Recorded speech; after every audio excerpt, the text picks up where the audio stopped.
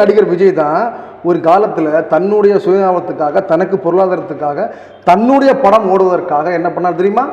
கலைஞர் ஐயாவோட குடும்பம் பெரிய குடும்பம், அவங்க பாரம்பரியம், அவங்க ட்ரெடிஷ்னல், அந்த இன்பநிதி, உதயநிதி, கலாநிதி, இவங்களோட பேர் கனிமொழி, இவங்க பேரை பார்க்கும்போது எனக்கே மகிழ்ச்சியாக இருக்குது அப்படிலாம் மேடையில் பேசினார்ல. இல்லை, எல்லாருமே அவங்களோட அது இது இந்த அரசியலை பற்றி பேசுறதுக்கு எனக்கு தகுதி இருக்கான்னு தெரியல. அதை நான் பேசவும் விரும்பலை.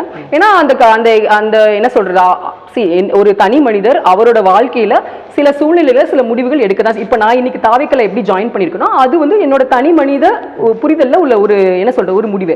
அதே மாதிரி விஜய் ஆகட்டும், யாராகட்டும், எந்த தலைவராகட்டும், அவங்களோட தனி மனித வாழ்க்கையில அவங்களோட கரியர்ல அவங்க சில முடிவுகள் எடுக்கிறாங்க, அவங்க சில அசம்ஷன்ஸ், ஒப்பீனியன்ஸ் வச்சிருக்காங்க. ஸோ இப்போ வந்து ஒரு வளர்ச்சி இருக்கு எல்லாருக்கும். இப்போ நீங்க வந்து ஒரு 10 வருஷத்துக்கு முன்னாடி ஒரு கட்சிக்கு சப்போர்ட் பண்ணிருக்கலாம், 5 வருஷத்துக்கு முன்னாடி ஒரு கட்சிக்கு சப்போர்ட் பண்ணிக்கலாம், இன்னைக்கு ஒரு கட்சிக்கு. ஏன்னா நீங்க வந்து சில எக்ஸாம்பிள்ஸ் பாக்குறீங்க, அப்படிதானே? ஸோ அதை வச்சு உங்க அதுக்காக வந்து இவர் 10 வருஷத்துக்கு முன்னாடி இப்படி பண்ணாரு, 20 வருஷம் அப்படின்னு நம்ம சொல்ல முடியாது. இன்னைக்கு அரசியல்ல வந்து அவர் என்ன பேசுறாரு, இன்னைக்கு அரசியல்ல அவர் யாருக்காக குரல் கொடுக்கிறாரு, அவர் வந்து என்ன மக்களுக்காக பேசுறாரு அப்படிங்கறத நம்ம எல்லாரும் உத்து நோக்கணுமே தவிர அவரோட பாஸ்ட் ஹிஸ்டரி அதெல்லாம் நம்ம வந்து எடுத்து அது வந்து தவறான அரசியல். ஆக்சுவலா இன்னும் என்ன சொல்றாங்கன்னா, ஒரு படி மேல போய் தளபதி விஜய்க்கு வாழ்க்கை கொடுத்தது, அதாவது சின்ன சின்ன சம்பளங்கள் வாங்கி கொண்டிருந்த நடிகர் விஜய் அவர்களுக்கு கோடிக்கு கொண்டு போய் உச்ச நட்சத்திரமாக்கினது வந்து ரெட் ஜெயின் மூவிஸ்.